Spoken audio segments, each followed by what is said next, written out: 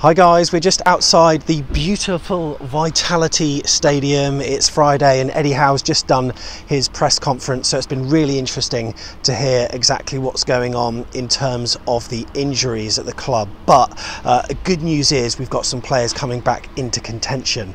Dan Juma is now going to be training with the squad. He's back on the grass. He's not going to be in contention for a first team place for a while, but it's really great to see that he is going to be back in action again very soon. Also Lloyd Kelly as well, he's really wanting to make that left back place his own.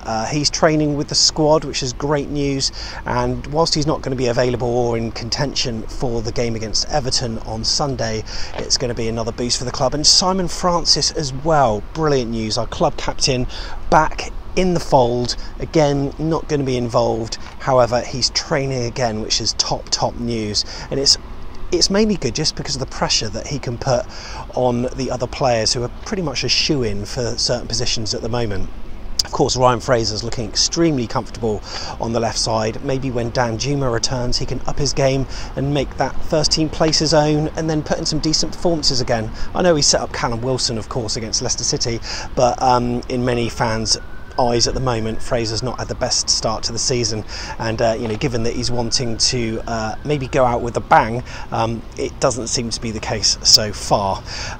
Also, we've got Lewis Cook, of course. We mentioned him in one of the previous videos, and he played 60 minutes behind closed doors against QPR on the training pitches over there. Put in a good shift, and I think he's likely to be named on the bench actually for Sunday's game, which is tremendous news. So Eddie Howe says it's pretty much as it was before the Leicester game. Now, before the Leicester game, Adam Smith was fit. That's the only one we're not really sure of. He's 50-50. I wouldn't be surprised if Eddie gave him a go. They'd strap him up, give him whatever painkillers are needed. I mean, obviously hamstring, it is muscular, but apparently it's looking okay.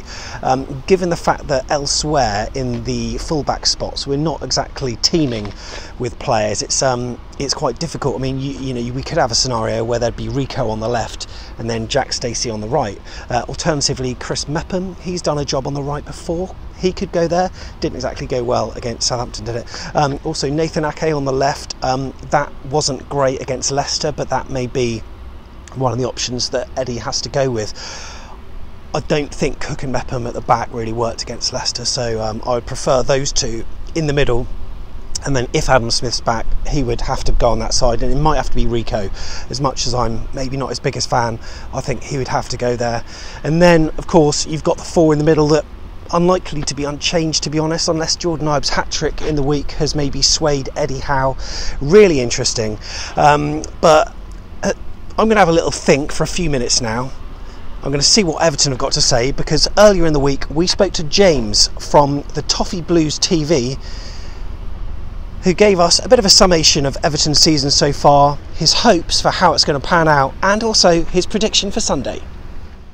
Hello to everyone at Back of the Net, the AFCB podcast.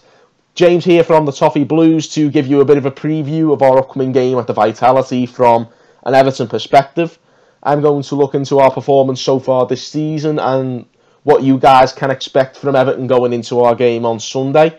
As far as I'm concerned, our start of the season has been good, but not great.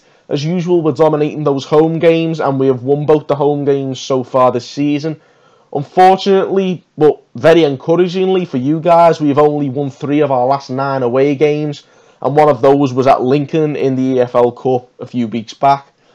Our away form is a major concern, and we're trying to put that right, and we'll be hoping Bournemouth is the start of that on Sunday.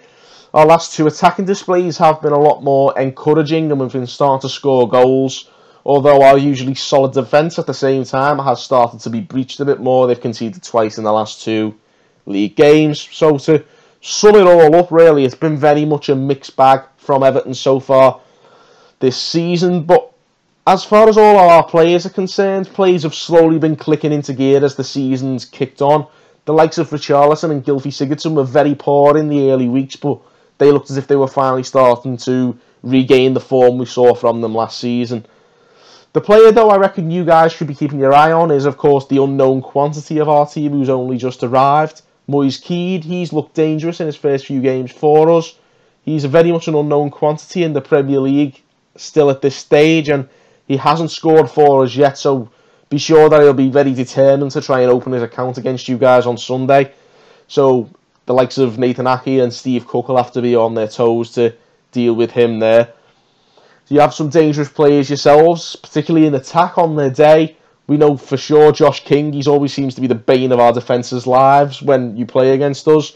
So we're going to have to keep tabs on him as always. Callum Wilson he's not always available. He's had a few injury problems whenever we've come up against you in the past, but he is your most dangerous finisher. And his namesake Harry seems to be settling into life at Bournemouth very well as well. So plenty of attacking threat as far as Bournemouth are concerned. It could be quite an end-to-end game, which for the neutrals, maybe not so much for you and I, but we'll really enjoy that.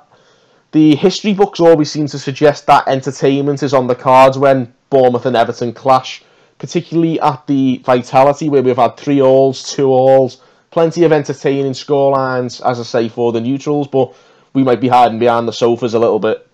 From an Everton perspective, our aim this season is to probably finish in the top 6, although it may be beyond us. We're always a little bit overly optimistic. I think most teams are going into a new campaign, but the feeling around the club is that within that established top 6, that there are maybe a few underachievers this season, and we should try and go for the jugular and try and get in there at their expense. Whether or not we've got the squad to achieve that remains to be seen just yet. As far as I'm concerned, nothing less than a win would be good enough if we have designs on breaching the top 6, particularly given that Leicester have already beaten you guys and they'll maybe be one of our rivals in that position as well. I'd like to think we can go to the Vitality and win. We've got a point to prove, given we haven't won there yet in the league since you guys came up. Having said that, on your day, like I say, you're one of the most expansive teams outside of the top 6, and coming up against us, given how we've always seemed to get on against you guys, I think we're going to be in for another entertaining clash. I'm going to go with a 2-1 Everton win, similar to last season's clash, but hopefully the defence has gotten a little bit of a grip since then, and I'm confident we can go one better this time. But whatever happens, I reckon we are going to be in for another very entertaining game, one that will keep everyone on the edge of their seats, so we are all looking forward to see how we get on. So all that's left to say is good luck, guys, and we'll see you on Sunday. Okay, so some interesting thoughts there from James. James, thank you very much. The YouTube channel link is below, by the way, so do check that out. So I've had a bit of a think whilst he's been talking, and this is the team lineup that I am predicting. This is what I think is going to happen. I've had a little bit of time. I think Ramsdale's going to keep his spot. I think there's no danger with Callum Wilson and Josh King up front. Certain positions are certain, but we reckon that is going to be how it's going to be on Sunday. Really want to know your thoughts about the potential team lineup. Pop your comment below. We'd love to hear what you think about it, because yeah, it's going to be a very interesting game. Some say must win. Not sure it's must win, but they're one of those teams that we really should be beating if we want to be at the levels that that we say that we want to be at, sort of top 10 fodder. So who knows?